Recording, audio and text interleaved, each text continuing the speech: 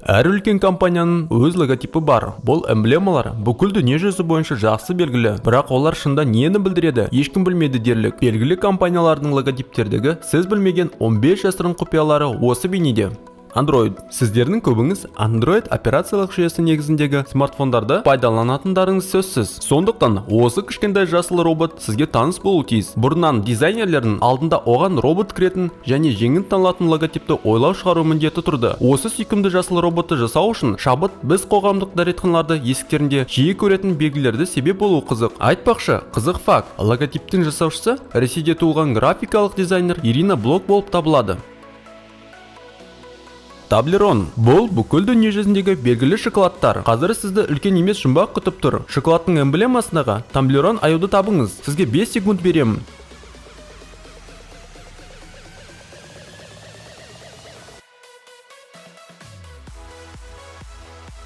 Егер аюды таба алсаңыз, лайк қойыңыз. Бұл шоколадтардың шыққан жері, оның белгісі дәл аю болып табылатын швейцариялық Берн қаласы болып табылады. Содан басқа, логотипте суреттелген шыңның өзі. Бұл Альпілардағы белгілі Матерхорн тауы. Эмблемадан басқа, тау шоколадтардың пішініне де әсер етті. Шоколадтың ерекше түсті пішіні Матерхорн тауының қайталанатын мини көшірмесі деген кеңінен таралған нұсқасы бар.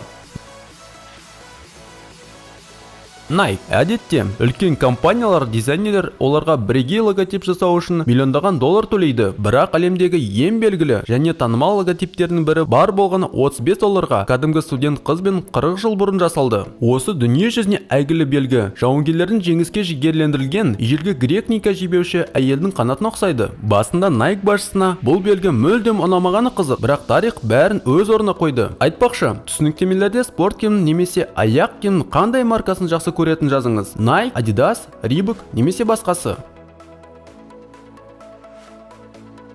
Toyota. Көбі жапондық Toyota автомобильдерінің логотиптің қалпақтығы ковбойдың басымен немесе бұқаның басын салыстырады. Бірақ шында бұл оған жіп өткізген мәнерленген ине көзі. Әңгіме мынада. Автомобиль жасаумен айналысуға дейін Toyota компаниясы тоқыма бөліктерін шығарған. Бұдан басқа, логотиптің тағы да бір кішкене сыры бар. Оның жеке бөліктері Toyota сөзінің барлық әріптерін құрайды.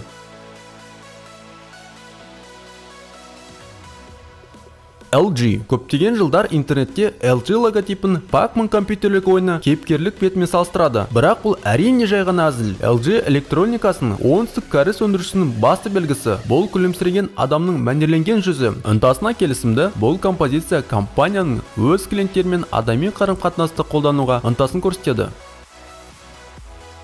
Beats. Ең белгілі құлаққап болу ықтимал эмблемасының да бір сыры бар. Логотипте бірден көзге түсетін B әрпінен басқа бұл белгілі құлаққап киілген. Қырынан қарағанда пішіндегі адамның басын суреттейді. Келісесіз ғой, өте ұқсайды. Fanta. Жалпы, Fantаның логотипінде айрықша құпия жоқ, ал бұл сусынның аты қызықты жағдайларда пайда болды. Әңгіме мынада. Fanta тиесілі Coca-Cola компаниясында жаңа сусынға ат ойлап табуды шешті. Ол үшін әрине қызметкерлердің арнайы кеңесін жинады. Компания басшысы басында қызметкерлерден фантазияларын қосуды сұрады және әлбетте фэнтези сөзін айтты. Осыдан кейін бірнеше секунд ішіндегі қызметкерлердің бірі Fanta деп айғай салды. Сөйтіп аңызға айналған ат пайда болды.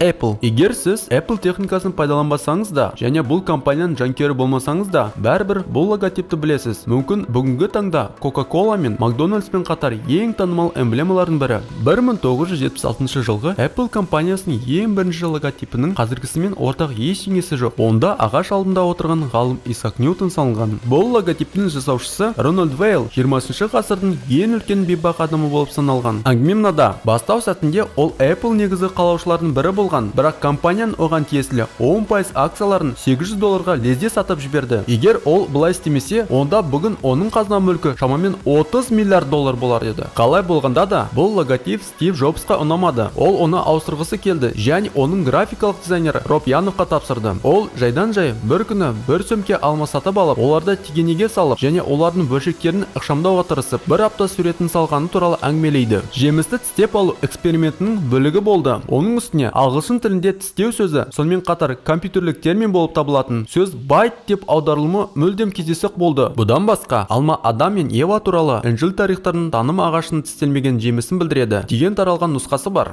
Hyundai. Ғаламшардағы адамдардың абсолютті көбі Hyundai кәріс автомобильдерінің логотипі. Бұл оның атының жай бірінші әрпі деп ойлайды. Бірақ бұл олай емес. Шынында H әрпі қолдарын қысып тұрған екі адамды білдіреді. Бір тараптан клиент, ал екінші тараптан компания өкілі.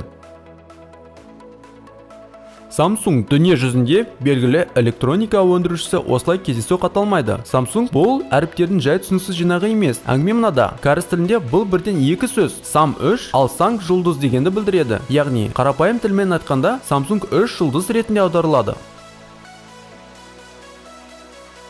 Pepsi. Бір кезде Pepsi'дің логотипі осылай көрінген және жалпы алғанда өзінің басты бәсекелесі Coca-Colaға ұқсас болғанын сену қиын. Бұл сусын пайда болғаннан кейін 50 жылдан кейін ғана барлығы өзгерді. 20-шы ғасырдың ортасында Америка туындыстеріндегі барлығы белгілі үш түсті шеңбер пайда болды. 2003 жылы ғана бұл шеңбер аздап өзгерді. Бұған сену қиын, бірақ алдыңғы нұсқасын аздап түзеткен дизайнерлердің жұмысы $1 миллион тұрды. Олардың айту бойынша логотиптің жаңа нұсқасын жердің магниттік өрісіне, ықтималдық теориясына, фэн-шуйге және тағы басқаларға сілтемелер бар. Бүгінге осы. Каналға жазылыңыз, лайк басыңыз, видео туралы өз ойларыңызды жазыңыздар және әрине жаңа видеоны жіберіп алмау үшін қоңырауды басыңыз. Келесі кездескенше.